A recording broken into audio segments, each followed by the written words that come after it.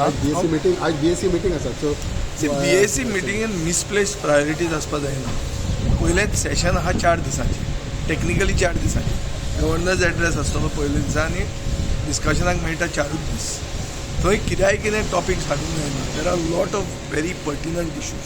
One of the most pertinent issue is about what is happening to Goa, whether Goa is remaining Goa, and therefore issues like the bill tabled for special status by Captain Vijai.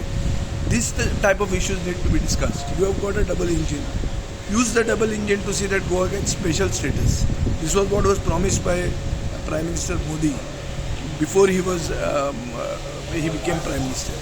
He said that there was no financial issues involved. Therefore, they would consider. Today there is a need that Goa's identity is getting reduced. It is getting diluted. There are issues of land.